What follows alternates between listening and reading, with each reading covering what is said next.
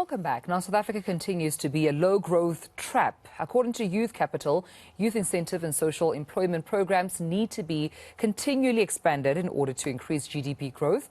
The campaign also believes the country's youth need to be provided with a range of employment opportunities. But to discuss this even further, I'm now joined by Project Lead at Youth Capital, Kristal Duncan-Williams. Kristal, thank you so much for your time and good afternoon to you. I suppose let's start with the two interventions that you think Treasury can make to stimulate South Africa's GDP growth. Sure. At Youth Capital, we're always talking about building on the things that already exist. We don't need grand new plans. We just need to take the plans we have and tweak them. And so the two things that we highlight in the op-ed release recently is that we really need to look at public employment programs like the Social Employment Fund, the Basic Education Employment Initiative. You know, these are programs that are serving communities and providing valuable work experience for young people. We need to continue with these programs and continue to learn from them and make them real pipelines for young people into a next step. So, you know, not just a short-term opportunity that leads nowhere. And then the second thing that we mentioned is looking at making the employment tax incentive and other incentives by the government work for the small and medium business owner. Currently, we know from research that we've done that small and medium business owners are not accessing these incentives.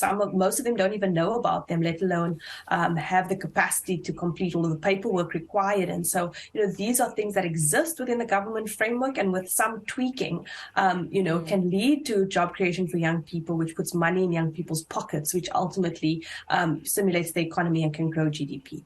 Yeah. Kristal, why do you think we're not producing the type of jobs that are needed to reverse historical trends and also at the volume and capacity which is needed to equally compete at a global pace? Yeah, I think it's a multiple of things. I think that our education system is not providing young people with the skills that the current economy needs globally. We haven't kept up with the skills needed there. So there's a skills mismatch. I think that young people are coming out of education institutions and are not having the softer skills that we call it in the workplace that employers are looking for. So there's that. And then the other side of the coin is that, you know, the majority of people in this country just do not have disposable income. So if we look at the trends in spending over, the last year, particularly as things have continued to increase, is that people just don't have money in their pockets to spend and put back into the economy. And so the manufacturing sector, if there's nobody to buy their product, who are they manufacturing for? And so I think these are the kinds of things, if you think about the bigger picture about why employment matters so much. Yes, there's dignity, there's the mental health component that I think must not be underestimated, but it really is good for the country to ensure that more people have some earning, whatever that is, however they find it, formal, informal economy. I think the lack of support for the informal economy or recognition for the informal economy in South Africa has also played a damper, because we see how that really creates a pipeline for employment in other countries across the continent, but that is not the case in South Africa. Yeah. When we talk about skills, a skills deficit that we have in the country, and as far as young people are concerned, is it concerning? I mean, when we think about the fourth industrial revolution being a talking point, now artificial intelligence definitely leading that conversation as far as moving with digitization, with technology. And I just wonder if we need to be concerned at the pace with which young people have these skills, but also can compete on a global stage and can also, create jobs or opportunities for themselves using these skills and mechanisms.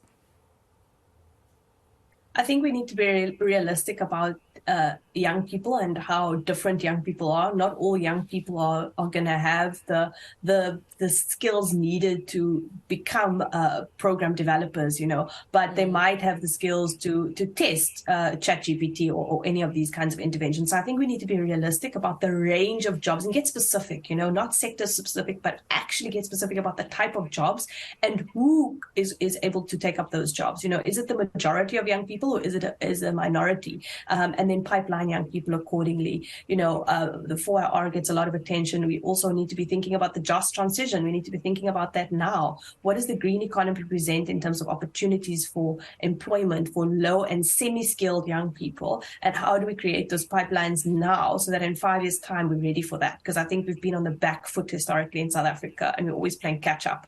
And young people aren't going to be trained overnight for these jobs. We need to be thinking now for the future.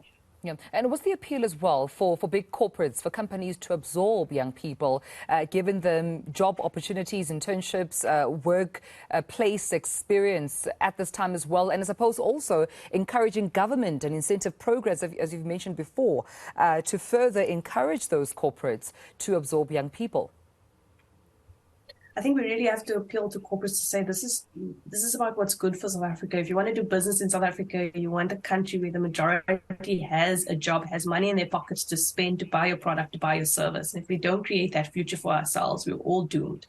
We're all creating a problem for ourselves. And then we have to realize that we are wasting the potential. These are young people that look at the world quite differently, that have innovation. In the survey we ran last year with business owners, they recognize that young people bring an energy and innovativeness into the workplace, but they do need a lot of handholding and they do need some training. But actually, if you put that time in, you often will reap the rewards, and your business will reap the reward of that fresh perspective. And we need to start thinking about employing young people like that it's just good business for corporates to think about that future. Because if we don't think about it now, we're going to be in an even worse situation in 5 to 10 years' time.